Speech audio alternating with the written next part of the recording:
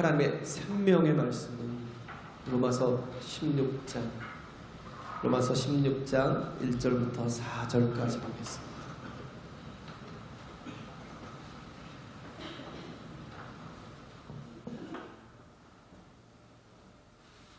같이 합독하겠습니다. 시작.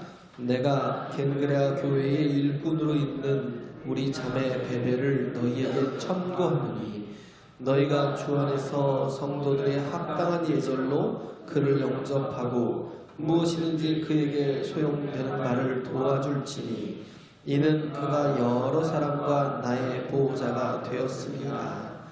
너희가 그리스도 예수 안에서 나의 동역자들인 브리스가와 아굴레에게 문안하라. 저희는 내 목숨을 위하여 자기의 목이라도 내어 놓았나니 나뿐 아니라 이방인의 모든 교회도 저희에게 감사하느니라.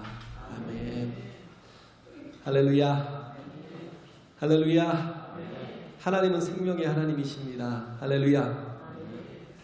우리가 하나님 안에 거하고 있는 이런 또 복된 심령들, 내가 하나님께 예배하고 있다는 것 엄청난 복이고, 내가 하나님을 알아가는 것 정말 우리 인생에서 가장 큰 복입니다. 그죠? 가장 큰 복이에요. 그 스바야 왕이 솔로몬을 찾아오잖아요. 일단 오후에 또 한 설교인데, 그가 그 시바야 왕이라고 하죠. 돈을 잔뜩 들고 그리고 솔로몬을 찾아온 이유가 뭐겠어요? 돈이 없어서? 영토가 작아서? 아니면 통치를 잘 못해서? 아니요. 그런 것으로도 풀어지지 않는 근본적인 문제가 있기 때문에. 그런 근본적인 문제가 뭐예요? 내가 어디서 왔으며 내가 이제 무엇을 해야 하고 내가 어디로 돌아가야 되는지 그걸 알고 싶어서, 근본적인 것을 알고 싶어서 솔로몬에게 왔다.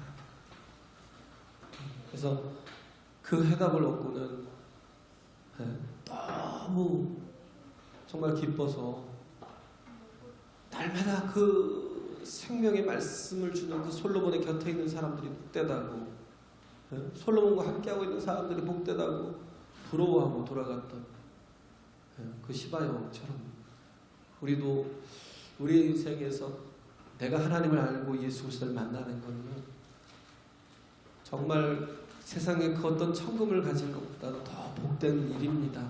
할렐루야. 천금을 가진들 그게 생명이 되겠어요?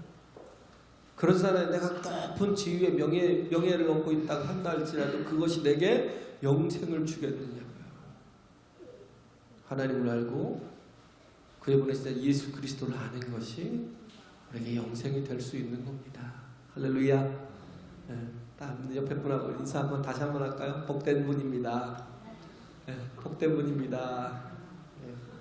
네, 참 복되십니다. 그래서 우리가 지금 로마서 1장부터 15장까지 해왔는데 1장부터 15장은 어떻게 보면 이론적인 거죠. 그리고 이상적인 거죠. 형이상학적인. 네. 어떻게 보면 이렇게 살 수 있을까? 내가 이것들을 지키며 나갈 수 있을까? 내가 복음이라는 것 자체를 이런 걸 어떻게 내가 내 삶에 적용시켜 나갈 수 있을까? 이건 꿈에 불과해요. 이상에 불과해요. 라고 생각할 수 있어요. 15장으로 끝났으면 아마 그렇게 됐을 겁니다. 근데 16장에 굉장히 많은 사람들이 나와요. 1장부터 16장까지만 해도 27명이 나오죠. 네, 27명의 성도들이 나오는데, 이를 통해서 말씀하고 있는 건 뭐냐면 이들이 그렇게 살았다는 실증이라는 거예요. 증거라는 거죠. 이들이 그 증거라는 거예요. 이렇게 능히 정말 그 로마서에 있는 말씀이 사실이고, 또 이것들이 우리 삶 속에서 능히 살아낼 수 있고 살아질 수 있고, 그렇게 믿음 속에서 우리가 복을 받을 수 있음을 나타내고 있는 것이 그런 증인들이다라는 거예요. 계속 보면 16장은 사람의 이름들이 쭉 나옵니다. 거의 뭐 마지막까지 다 나와요. 사람들의 이름이 다 나오는 건 이들이 처음부터 다 온전했던 사람들, 아니면 온전할 수 있는 사람들 얘기하는 게 아니에요. 다 부족하고 연약하고 유대인도 있겠지만 또 이방인들도 있고 또 죄인들도 있었고 그죠? 많은 이렇게 부족한 부분들을 다 가지고 있었지만 그럼에도 불구하고 복음을 만나고 복음을 알고 복음을 믿게 되고 복음을 또 살게 된 사람들의 모습들을 여기 이렇게 다 한 사람 한 사람 바울은 잊지 않고 기억하고 있다는 겁니다. 우리가 해야 될 게 주님께서 기억하는 사람, 할렐루야. 주님께서 아시는 사람. 그잖아요. 내가 정말 주의 이름으로 귀신을 내어쫓고 주의 이름으로 희한한 능력을 행하고 주의 이름으로 별짓을 다 해도 주님이 뭐라고 그래요? 내가 너를 도무지 알지 못하노라. 내가 너를 몰라. 그럴 수 있다는 거예요. 그러나 정말 이렇게 주님이 나를 인정하고 나를 아시고 나를 받아주고 삼손이 보면 굉장히 정말 프리하게 사는 사람. 정말 프리하게 살았어요. 그런데도 불구하고 히브리서 11장에 보면 그를 믿음의 사람으로 인정해요. 뭐 때문에? 마지막 회개하고 다시 한번 하나님 앞에 간구하며 도움을 구하여 그 믿음을 그것을 믿음으로 여긴 거예요. 야곱도 얼마나 정말 간사하고 또 자기 힘으로 자기 뜻대로 자기 마음대로 살려고 했던 그런 사람이었는데 그런데 야곱을 소개할 때 다른 그런 부분이 없어요. 히브리서 11장에 보면 믿음으로 우리 구원을 얻잖아요. 믿음으로 하나님 앞에 인정을 받잖아요. 믿음으로 자녀들을 축복하고 믿음으로 바로를 축복했던 사람. 하나님은 우리의 이전의 모습은 기억하지 않으십니다.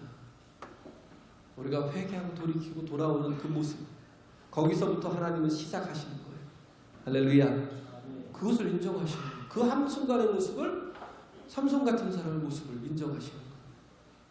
마태복음 1장에 보면 예수 그리스도의 족보가 나오잖아요. 예수 그리스도의 족보가 나오는데 거기에는 이방 여인들도 있었잖아요. 기생 라합도 있었고 또 모압 여인이었던 롯도 있었고 그렇죠? 또 바세바 같이 뭐 다윗과 같이 가늠하던 여인도 있었고 또 다윗처럼 가늠하고 또 살인까지 저지른 사람도 있었고 가진 또 하나님의 주신 복 때문에 허랑방탕하게 살았던 솔로몬 같은 사람도 있었고 그럼에도 불구하고 이런 사람들을 하나님께서 끝까지 견뎌주시고 참아주시고 하나님 기다리시잖아요. 당자처럼 기다려주시고 그리고 돌아와서 하나님 앞에 섰을 때 하나님은 그 전의 것들을 하나도 기억하지 않으시고 그때 하나님 앞에 정말 고백하는 내용들, 기도하는 내용들을 하나님은 믿음으로 받으시는 거예요. 할렐루야. 우리는 이래서 감사합니다. 하나님을 무조건 다 막 후회하시는 이상한 분이네. 그게 아니라 하나님은 그만큼 우리를 사랑하신다는 그래서 우리가 이제는 복음을 알면 복음대로 살고 복음의 증인이 돼야 돼요. 할렐루야. 복음의 증인이라는 게 뭐냐면 삶의 증인들. 삶이 복음이 되는 로마서를 그 1장부터 15장까지를 지금 쭉 해오고 마지막 장을 지금 보지만 여기서 제일 먼저 나오는 게 베베예요. 베베.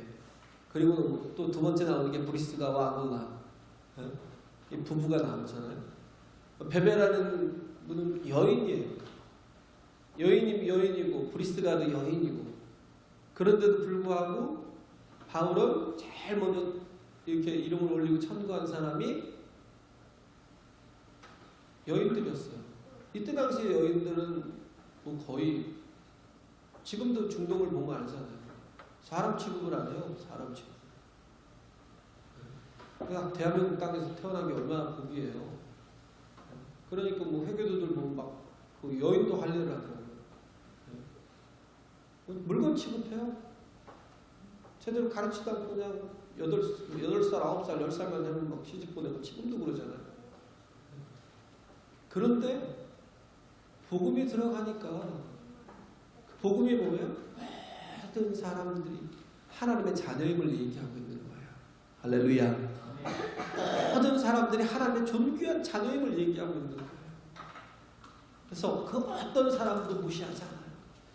오네시모 같은 이렇게 노예였고 종이었던 사람조차도 하나님 안에서 거듭나고 또 새롭게 되는 그런 사람도 바울이 귀하게 여기고 인정하는 것처럼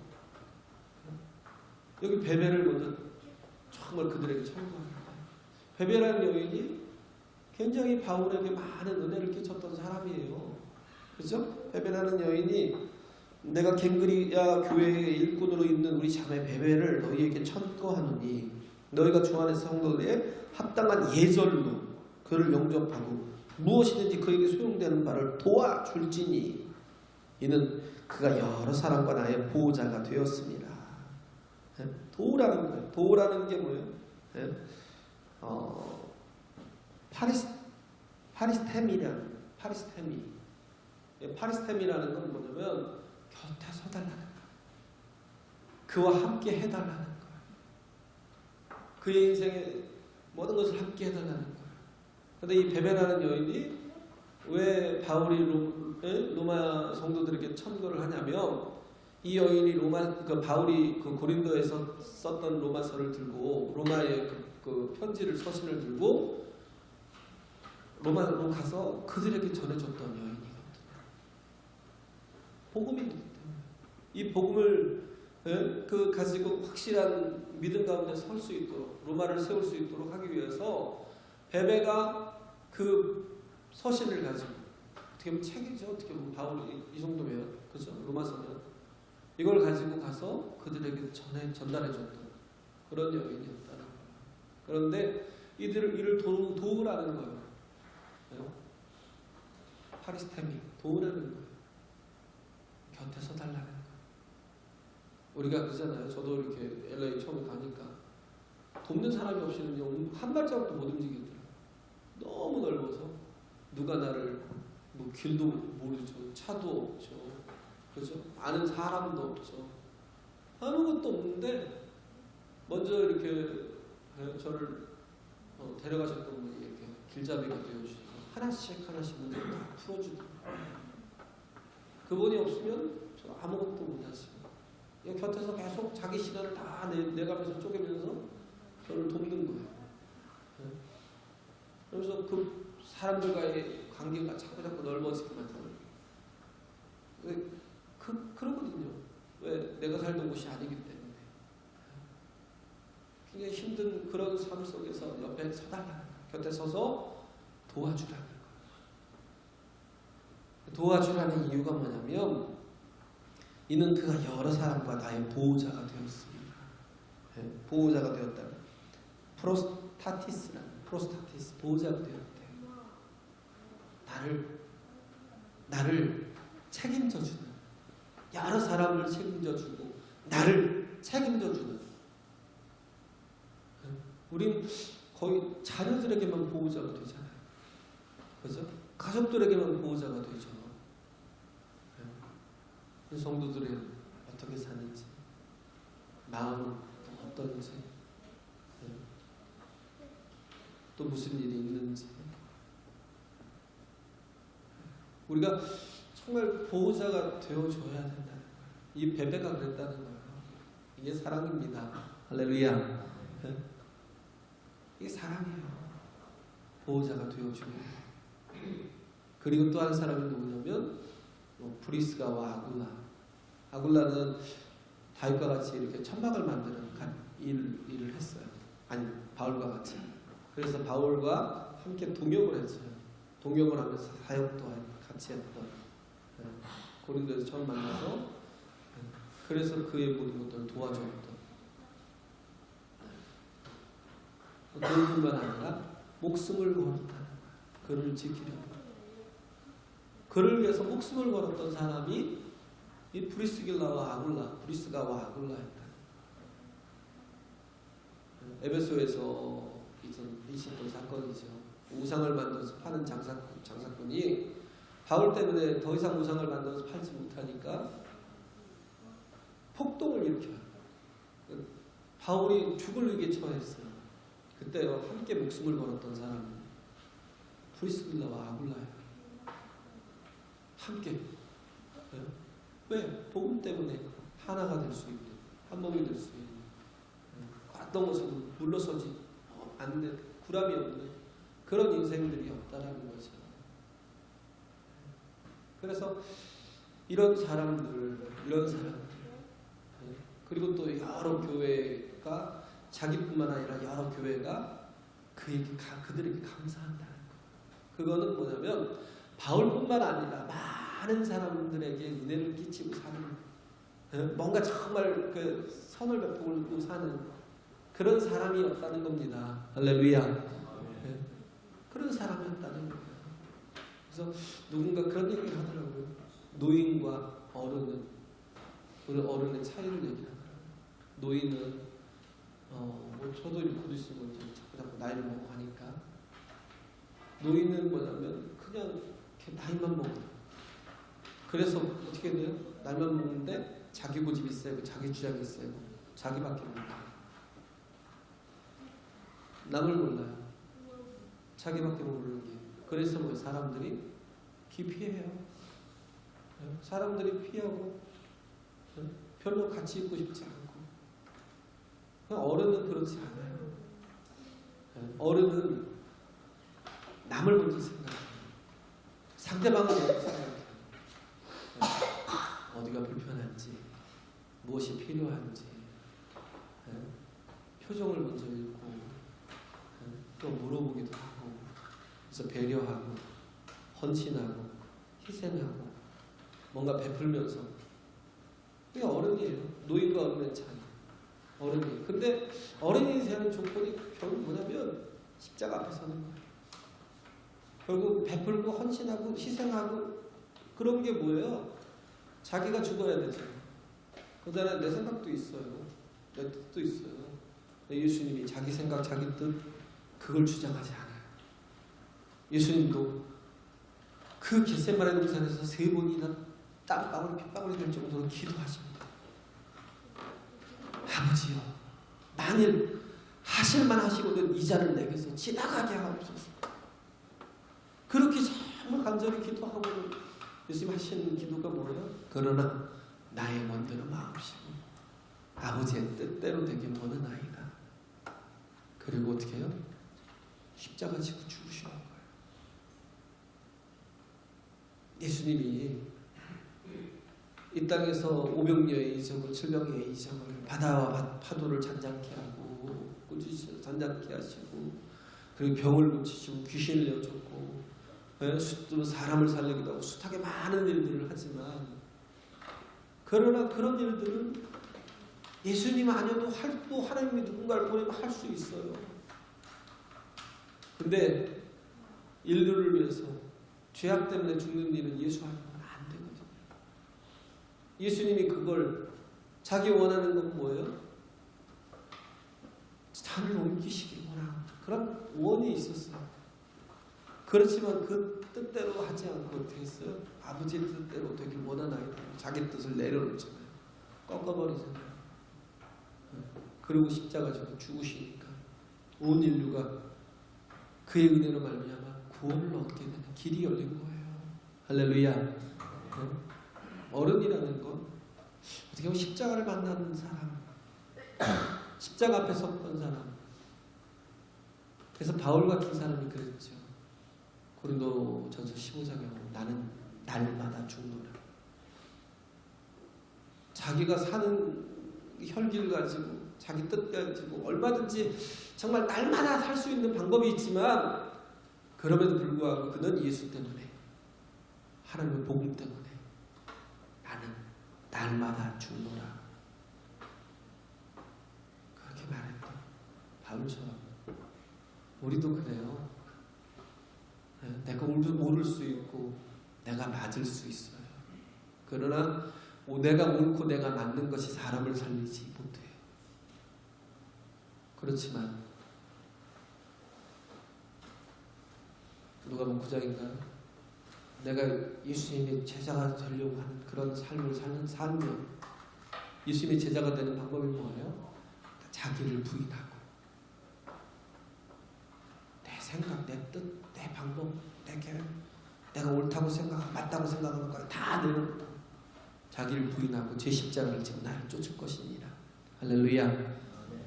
우리가 가야 될 길이 살리는 길. 그러기 위해서는 뭐예요? 내가 날마다 죽어야 돼요. 내가 날마다 죽어야 돼요. 그런 사람들이 어떤 사람이에요? 어른이 누가 돼요? 어른이 나이 먹었다고 어른이에요? 아니요. 우리 젊은 우리 학생들도 성교 한번 갔다 오면 아이고 저 늙은이 그 소리 들을 수 있어요.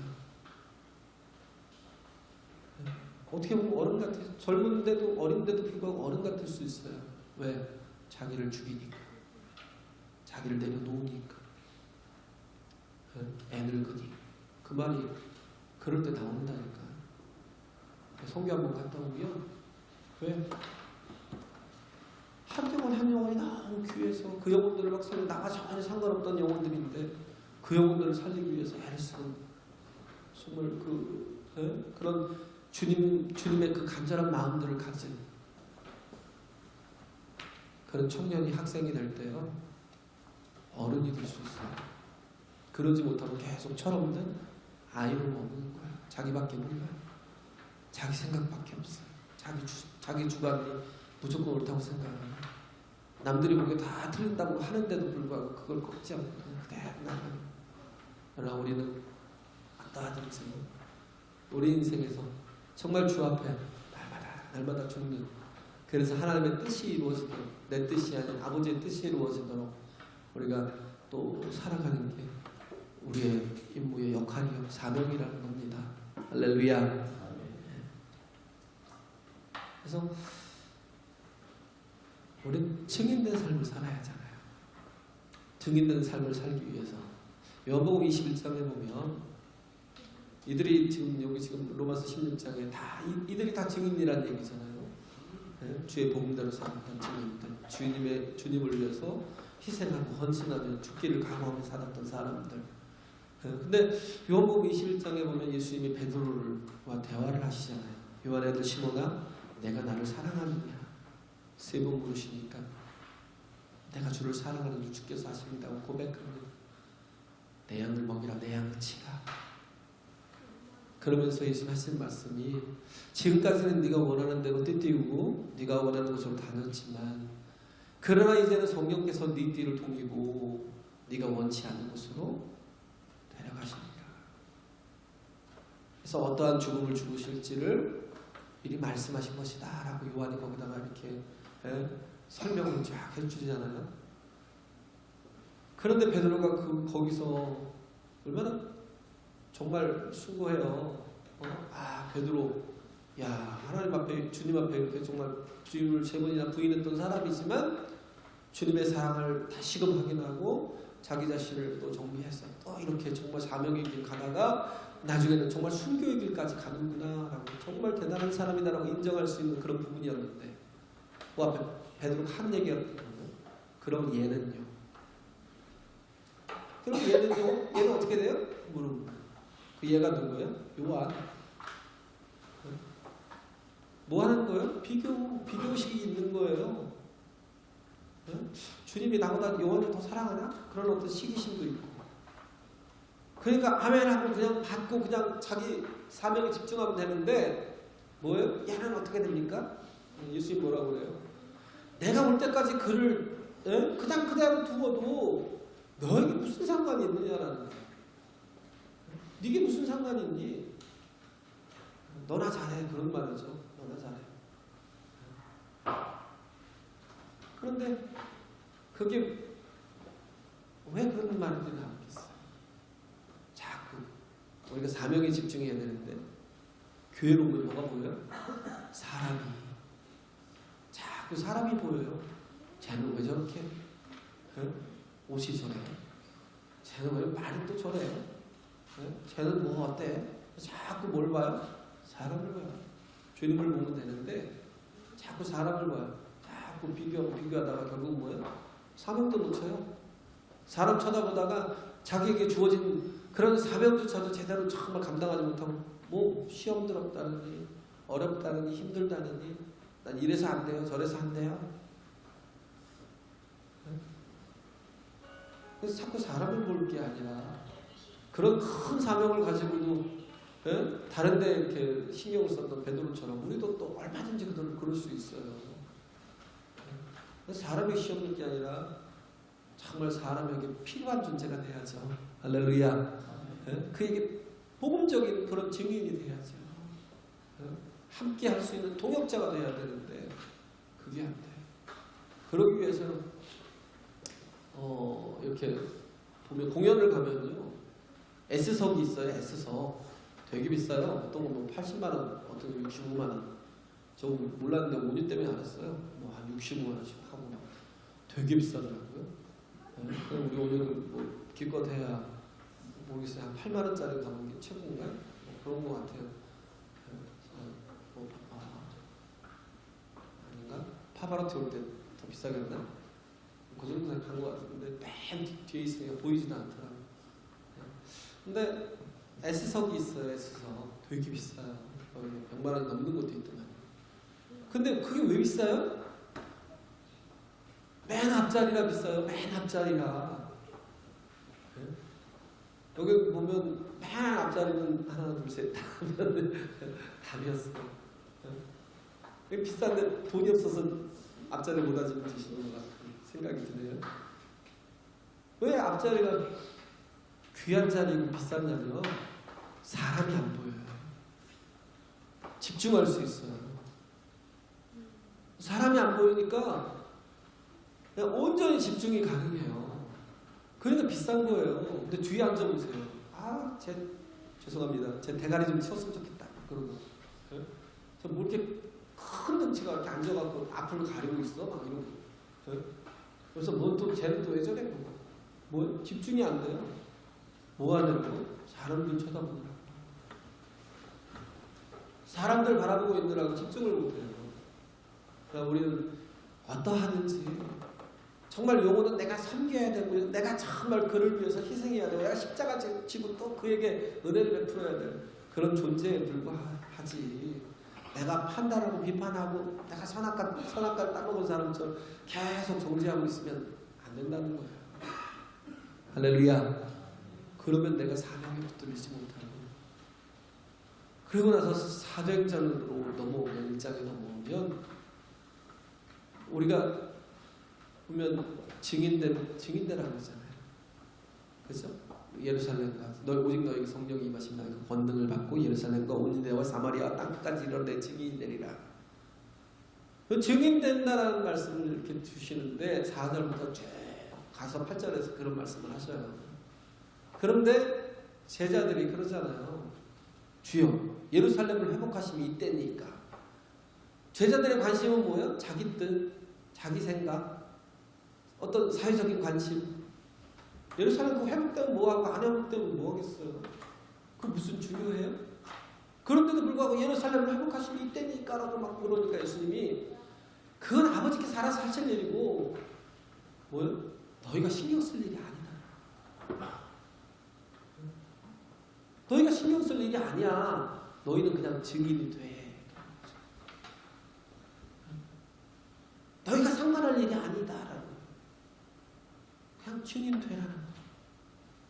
우리가 할 일은 뭐냐면 성령을 받아서 정말 권능을 받아서 성령을 통해서 권능을 받아서 예루살렘과 온 유대와 사마리아 땅끝까지 이르러서 증인되는 삶, 예수를 증거하고 예수의 생명을 증거하고 이 복음을 증거하는 삶, 이 십자가가 얼마나 큰 은혜예요. 할렐루야. 우리가 왜 선교를 가요? 뭐하러? 놀러 가요? 경험 쌓러? 지경을 넓히라고 그러니까 비행기 한번 타보러? 그게 아니고요. 증인 되려고. 우리가 다른 거에 신경을 쓸 필요가 없다. 사회적인 모든 거에 다 버리고 우리가 해야 될 건 하나밖에 없어요. 증인되는 거. 증인되는 거. 증인되는 게 힘들죠. 우린 선교를 거의 뭐 잘 안 갔으니까. 우리가 예루살렘에서부터 유대와 사마리아, 그 다음에 땅끝까지 가야 돼요. 땅끝이 어때요? 제일 먼 곳이잖아요. 제일 먼 곳을 이렇게 보면 대척점을 이렇게 딱 보면 땅을 이렇게 그대로 둥그니까 밑으로 쭉 뚫고 내려가 보면 어디 나와? 아르헨티나가 나온대요. 우리나라에서 가장 먼 곳이 아르헨티나라요. 거기 가서 석유하는 게 어떻게 보면 땅끝일 수 있지만 가만히 생각해보면 지구는 둥글잖아요. 지구는 둥그니까 가다 보면 어떻게 해요? 가장 먼 데가 내가 서 있는 곳이거든요. 가장 먼 곳이에요. 무슨 말이에요? 가장 멀다라는 말이 뭐예요? 가장 어려운 곳이에요. 전도하기가. 내가 서 있는 곳이요. 전도하기가 가장 어렵잖아요. 우리 지금 뭐 작정하고 영혼들을 작정하고 그래서 또 지금도 저는 기도하거든요. 12월 말까지 우리가 이 올해까지 정말 내가 기도했던 영혼들이 땅에 하나도 정말 내가 하나님 앞에 품고 정말 기도했던 것들이 땅에 떨어지지 않고 반드시 열매를 맺게 해달라고 12월 말까지 열매 맺게 해달라고 기도해요.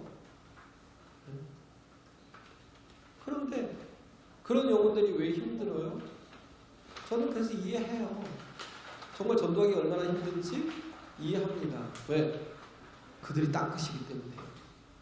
멀리 있는 사람들, 저 우리가 필리핀 가지만 내년 2월에 필리핀 가요. 벌써 지금 7명 티켓팅 해놓고 지금 6명 거 남았는데 지금 기다리고 있는 거예요. 왜냐하면 가장 싸게 이렇게 같은 비행기를 가장 싸게 끊으려고. 그런데 거기를 가는데 그들은 어떻게 보면 먼 게 아니에요. 왜? 우리가 다른 언어를 쓰죠. 또 평생 뭐 만나본 적이 없죠. 그러다 보니까 얼마든지 내가 웃으면서 얼마든지 내가 정말 그 순간에 그들에게 은혜를 베풀어서 사랑을 베풀면 그들이 또 받아주고 그래서 또 그들이 나오는데 한 200명씩 나올 거예요.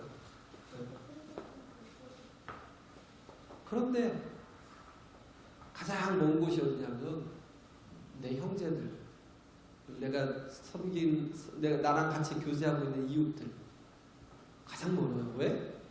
같은 언어를 쓰고 같은 언어를 쓰고 어떻게 보면 나를 잘 알고 그러다 보니까 판단하고 있고 그저 나도 판단하고 그도 판단하고 어떻게 보면 그 속에 시기도 있고 질투도 있고 미움도 있고 같이 잘 사귀는데도 불구하고 불편한 것들이 많아요. 오히려 더 좀 먼 곳에 있는 사람들은 나를 몰라요. 내가 어떻게 사는지 잘 모르고 내가 또 얼마든지 호의를 베풀면 그걸 받아줄 줄 아는데 근데 가까이 있는 사람들은 나를 좀 알고 또 나를 어떻게 보면 시기할 수도 있고 질투할 수도 있고 그 다음 미워할 수도 있어요. 그냥 이렇게 맨날 만나서 그냥 지지고 먹고 하지만 그럼에도 불구하고 뭔가 판단하는 게 있어요. 그러니까 그들을 전도하기가 제일 힘들어요. 그럼에도 불구하고 우리가 전해야죠. 할렐루야. 우리 삶 가운데 증인이 돼야죠. 완전히 증인된 삶. 이게 이루어지는.